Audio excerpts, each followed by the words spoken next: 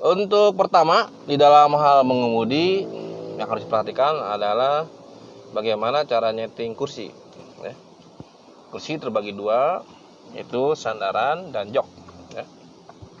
Tapi ingat, jangan sampai terketuker. Yang pertama di setting adalah jok, bukan sandaran. Yang pertama di setting adalah jok. Cara nyeting jok, karena jok itu sendiri, jok kursi itu bisa kursi itu bisa maju mundur, ya kan gitu. Nah, ini tidak asal ya, gitu. Patokannya adalah kaki kiri, ya kan. Kaki kiri itu diinjakan ke pedal kopling sampai tamat, diinjakan sampai tamat, ya kan. Injak kopling tidak usah di tengah telapak, tapi ujung telapak aja. Jadi ini kalau ini pedal, ujungnya aja, ya, ujungnya aja. Nanti diterangkan di penjelasan khusus tentang itu, tentang kaki ya. Nah, itu telapak aja, telapaknya aja yang diinjak, ujungnya pakai telapak, diinjakkan sampai tamat, sampai mentok. Kalau tumitnya masih jinjit, nanti akan ada penjelasan videonya. Kalau masih jinjit, berarti ini terlalu jauh kursi, kurang depan, atau jok kursinya kurang depan. Kita depankan lagi. Nah, gitu. Kita coba lagi, ya kan? Terus injakin ke kopling sampai tamat ya, sampai tamat. Terus si tumit nempel nggak ke lantai? Belum nih, dikit lagi. Nah, injakin, diinjakan ke pedal kopling, lalu tumit harus nempel. Kalau udah tempel, perhatikan nanti betis ngebentuk sudut 45 derajat ya kira-kira aja sih, ya. Nggak usah pakai busur, nggak usah, ya kira-kira aja. Ngebentuk 45 derajat tidak dengan lantai. Karena kalau misalkan telapak nempel sampai ujung sampai tamat, terus tumit nempel, tapi si ini terlalu ke depan begini, ini juga jelek. Masalahnya apa? Karena betis terlalu tegak. Jadi lebih dari 40 derajat. Jadi terlalu tegak, jadi akhirnya nggak ada ruang untuk gerakan. Kenapa? Karena nanti kalau gerakan kaki itu tumit tetap nempel. Ya. Jangan perhatikan sini. Jangan begini nih. Kalau nginjek kopling itu jangan ngangkat semua. Nah, ini salah. Kalau ngangkat semua ini salah ya. Ya kan? Masa nanti ini jadi pangkal tumpuan pangkal di paha. Ini salah. Ini akan capek jika kayak senam. Ya, jadi cukup ditumit aja. Yang gerak tumit. Jadi gini. Kalau nggak cukup boleh geser tumitnya gini. Ini misalkan telapak kaki ya. Ini tumit misalkan, ini tumit. Jadi gini aja. Ya. Jadi jangan begini ya.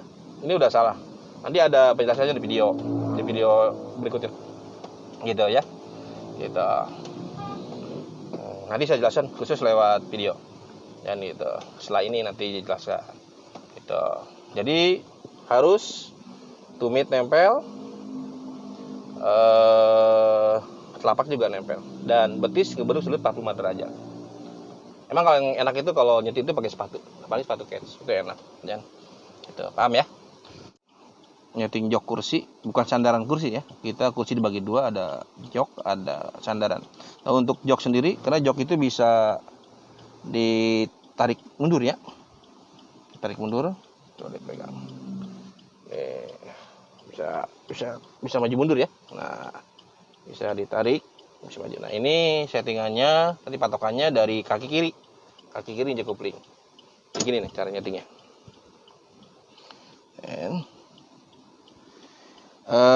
Perhatikan kaki kiri saya.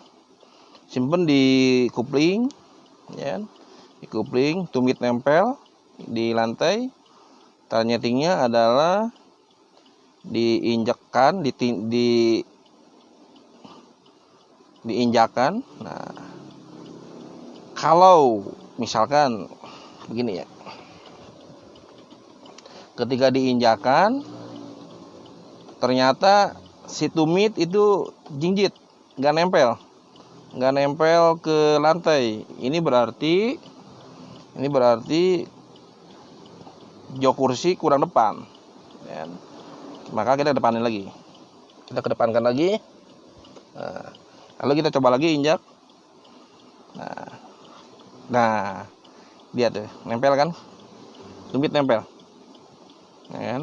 Jadi ujung sampai tamat diinjakan, tumit nempel gitu. Dan ini betis itu membentuk sudut 45 derajat terhadap lantai. 45 derajat terhadap lantai. Jadi kalau misalkan telapak depan nempel, kaki tumit nempel, tapi betisnya begini posisinya. Ini juga nggak boleh. Kenapa? Karena ini betis terlalu tegak. Kalau terlalu tegak nanti tidak ada ruang untuk gerak, tidak ada spare untuk gerakan. Jadi harus jadi 40 derajat. Nah, begini. Ya. Supaya apa? Supaya nanti gerakan begini. Si kaki ini tetap nempel, tumit itu. Nah, begini. Ya. Jadi selalu nempel, tumit selalu nempel. Gitu. Dan harus diingat, nginjak pedal itu jangan pernah begini. Misalkan begini nih. Ini udah salah besar. Si tumit jinjit. Ini salah.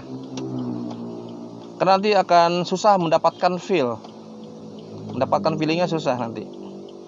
Gitu. Ini salah besar. Jadi ngangkatnya dari ini, dari pangkal paha. Ini salah. Harusnya gerakannya dari tumit. Tumpuan di tumit. Nah, gitu. Jadi si betis nggak ngangkat gitu ya. Gitu. Paham ya? Gitu. Sudah, terima kasih.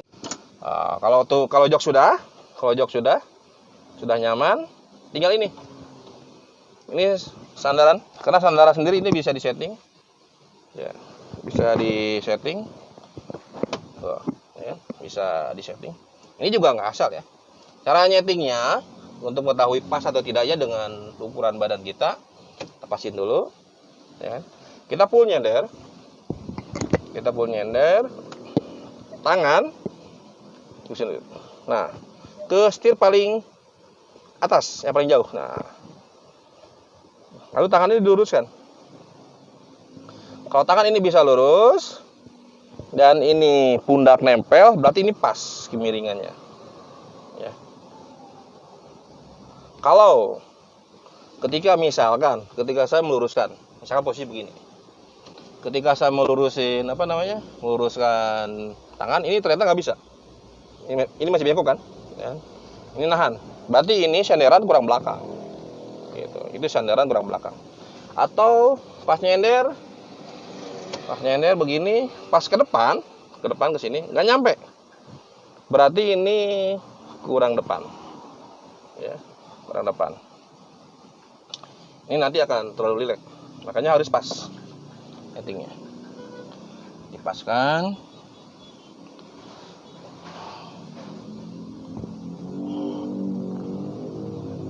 Nah, begini ya. Ini lurus, ini nempel, ini pas. Ya. Gitu.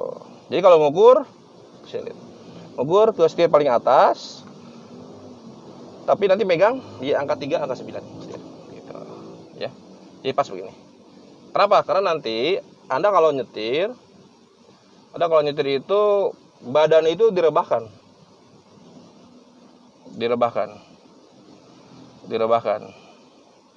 Ya. Dirilekkan aja, direbahkan. Ya, direbahkan. Dia jangan sampai kalau nyetir seperti ini. Begini nyetir. Ini nggak boleh. Begini. Kenapa? Karena tegang, kaku, ya kan? Gitu. Ini kalau sampai Cirebon ini sakit pinggang ini. Nanti pelan-pelan diurut loh, jangan itu kan. Kenapa? Karena ini badan nahan. Pinggang nahan. Ini sakit pinggang nih. Mending kalau nggak kecepit sarafnya ya. Nah, jadi kalau nyetir relax aja, relax. Jadi nanti yang muter ini, ya. Gitu. Makanya aturan ngukurnya ke yang paling atas. Kalau di atas kena, berarti ini semua lingkaran kemudi kena gitu. Ya, gitu. Kalau begini, ada yang nyetir begini. Terlalu ke belakang ini juga nggak boleh. Kenapa? Karena ini nanti terlalu relax. Terlalu santai. Ujung-ujungnya gampang ngantuk nanti. Ya, gitu. Jadi harus pas ya. Gitu. Ya, gitu paham ya? Gitu ya. Jadi nggak asal nyeting kursi itu nggak asal. Gitu. Ingat ya. Nanti yang pertama yang disetting itu adalah joknya dulu, baru sandarannya. Jangan sampai kebalik, karena kalau kebalik nanti malah susah. Gitu. Dan boleh Anda tahu sebetulnya ini ada ukurannya. Nanti Anda megang itu, tangan itu ya, megang di setir itu tangan jam 3, jam 9 di sini. Ya kan? Jempolnya pun lurus ya, lurus. Nah, gini. Nah, ini ada ukurannya. Ini apa namanya? Itu sudut siku-siku ini, sudut siku tangan itu 126 derajat. Kalau ukuran yang pas itu 126 derajat. Dan ini nih, antara jok dengan sandaran, jok dan sandaran ini ada sudutnya. Ini sudutnya sebesar 120 derajat. Jadi kalau sandaran dengan jok 120 derajat, kalau tangan sikunya 126 derajat. Jadi itu ada ukurannya. Tapi bukan berarti mentang-mentang ada ukuran, Anda kalau mau nyetir bawa busur. Nanti sangkaannya orang mau nyetir atau mau gambar teknik kan gitu. Kan lucu ya. Jadi gitu ya. Jadi tetap ya. Jadi kalau ingin dapat ukuran itu, pertama yang diukur adalah jok dulu, patokannya kaki kiri, nginjek kopling, lalu yang kedua sandaran, terus dengan tangan ukurnya. Nah, itu. Nah, kalau sudah selesai, ini kursi baru pasang sabuk safety belt. Nah, ini pasang sabuk juga jangan asal. Ini yang atas harus melewati tulang apa ini? Bahu ya. Bahu, ya kan itu. Bahu jangan di sini ya. Jangan di tulang rusuk, ini berbahaya ini. Kalau begini bahaya ini. Kenapa? Nanti kalau berhenti dadakan ini bisa cedera tulang rusuknya. Jadi sabuk itu harus melewati tulang keras. Jadi bahu, ya kan? Yang atas bahu ya. Lalu yang ini yang bawah, ini yang bawah. Ini harus melewati tulang pinggul. Ya, di sini. Ya kan? Ingat, nanti untuk ibu hamil hati-hati. Ini sabuk. Tadi sabuk yang bawahnya jangan sampai ada posisi di tengah perut. Ini berbahaya. Nih, saya lagi hamil nih berapa tahun? Berapa tahun? Berapa bulan? Tahu nih, hamil berapa bulan nih, ya kan? Ini nggak boleh nih waktu wanita hamil nih. Kenapa? Karena nanti kalau ada berhenti dadakan, takutnya nanti cedera ke janin gitu. Jadi harus dibawa ya, di bawah perut ya. Nah, udah di bawah perut, terus langsung ini dipasang. Sampai ada suara klek ya. Sampai ada suara bunyi klek. Nah, gitu. Gitu ya. Gitu. Jadi kesimpulannya, cara nyeting kursi itu berarti ada aturannya dan berdasarkan ketinggian seorang pengemudi. Jadi nanti Anda kalau bawa mobil di rumah, misalkan nih, mobilnya bekas orang tua, bekas ayah, atau bekas ibu, atau bekas saudara, ketika Anda pakai, Anda harus setting ulang. Kenapa? Karena ketinggian pengemudi, seorang pengemudi, itu mempengaruhi settingan kursi. Settingan saya kursi saya mungkin berbeda dengan Anda yang agak lebih pendek ya gitu kan, atau mungkin dengan orang lebih tinggi dari saya itu kan berbeda ya. Jadi senyaman nyungin. Nah, ini yang disebut nyaman ini. Paham ya? Dan gitu. Terus kedua, kalau udah kursi ya kan, Anda megang setir di sini. Di sini. Perhatikan setirnya. Nah, ini. Pegang setir itu jam 3, jam 9 di sini. Ya, dan jempolnya begini. Ya. Kalau Anda bertanya kenapa di sini? Satu, untuk dekat ke sini, ke tuas. Jadi ini tuas ini nih, dua kiri kanan. Ini cukup pakai jari-jari aja. Tuh, ya. Itu in one. Megang setir juga bisa, ke tuas juga bisa. Jadi tuas ini hanya digunakan dengan jari. Dan harus diingat jangan pernah dikepel. Kenapa? Karena kalau dikepel itu akan melepas setir. Takutnya setirnya oleng dalam kecepatan tinggi. Ketika Anda lagi ngebut, lupa pakai begini atau begini, Anda oleng ya, akhirnya nanti mobil terguling. Gitu. Malah harus in one begini ya. Apa? Terus kedua, kenapa di sini sih kan itu kan? Jadi salah satunya kan supaya dekat ke tuas. Ini alasannya. Alasan kenapa tangan ada di sini. Tadi pertama alasannya adalah karena untuk mendekati ini. Jadi tuas ini hanya digunakan pakai jari. Itu yang kedua, kalau Anda megang di angka 2 jam arah jam 2 jam 10 di sini, ini berbahaya. Kenapa? Karena akan menghalangi airbag. Ya, ini itu. Kenapa? Karena kalau airbagnya nanti keluar, kalau bisa jangan sih ya. Kenapa? Karena kalau airbag keluar, kalau bisa jangan sampai keluar ya airbag. Karena tanda airbag keluar itu adalah tanda kecelakaan atau tanda human error di airbagnya itu sendiri ya. Karena kesalahan teknis lah. Kalau bisa jangan ya. Jadi makanya ini supaya jangan sampai menghalangi airbag, tangan ada di jam 3 jam 9. Emang kenapa bang kalau menghalangi airbag? Jangan. Kenapa? Karena airbag itu mengembangnya atau menggelembungnya itu dengan kecepatan 250 km per jam. Kebayang tidak? Ya, mengembangnya balon airbag itu dengan kecepatan mencapai 250 km per jam. Kebayang ya, kalau tangan kita menghalangi airbag, ini nanti airbag kena tangan. Kena tangan nanti kena muka kita. Itu sama dengan kayak tonjok Mick Tyson.